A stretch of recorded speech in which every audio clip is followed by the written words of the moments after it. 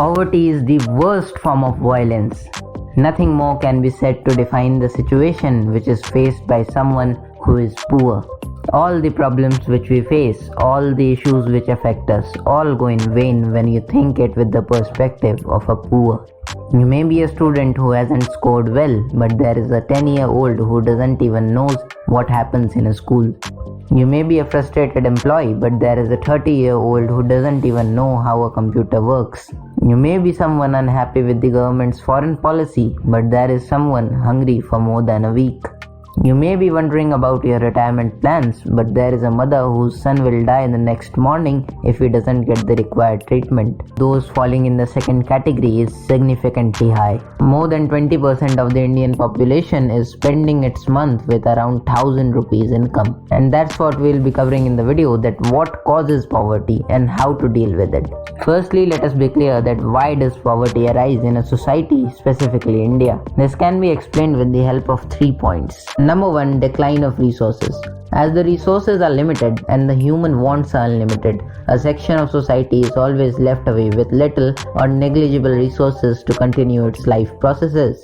Those who are by birth well off to utilize resources exploit them, creating a huge economic divide. Number 2, capitalism. One of the most crucial attributes in worsening the scenario of poverty is capitalism. In a democracy, it is almost impossible for a party to win elections without the support of big businesses and industrialists, and hence the policies formed by the government secretively supports the private players, for which the interest of the economically weaker section is often compromised. Number 3, lack of political will.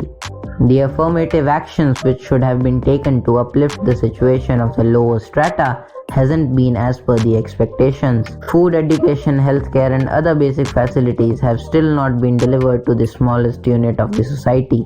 The hard-earned money of taxpayers is vanished away in corruption, and all efforts are made to let them be unaware of this fact. So that's how poverty is majorly created, and as Mandela said, poverty is not an accident, it is man-made and can be removed by human actions. Let's now discuss the solutions which could help us get into a better position. Number 1, basic facilities. It is solely and wholly the responsibility of the government that the basic minimum facilities have to be delivered to those who are merely able to meet their survival. Until we provide them basic facilities for free or for negligible charges, they wouldn't be able to participate in development. As our constitution's preamble says, we are a sovereign, socialist, secular democratic republic. So the very emergence of socialism is for the upliftment of marginalized. Number 2, equality of opportunity. After basic facilities, equality of opportunity has to be introduced to improve the condition of the exploited. Quality education, quality healthcare facilities, etc. have to be made available to the taxpayer for his or her actual betterment.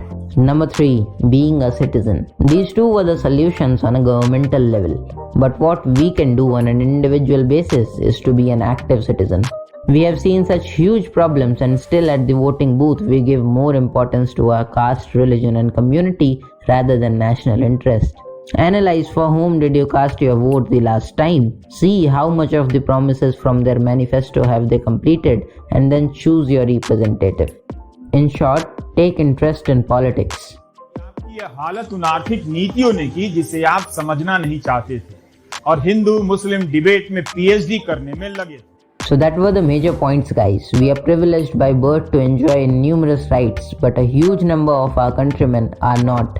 Huge problem this is, but such is our willpower. The people of this country have destroyed the ambitions of the British, and so they will destroy each and every problem which comes in their way.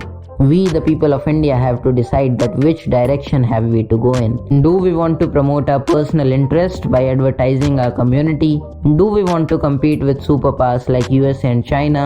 Or do we want to ensure the best possible lifestyle to 1.4 billion lives of this nation? I will always choose option C, and I am ready to have an argument. So that's all with the video, guys. I hope you liked my efforts. If yes, please support me by subscribing the channel and sharing the video. These are two extremely important playlists which you must refer. I am available in the comment section for your doubts, suggestions or feedback. We'll meet in the next one. Till then, goodbye.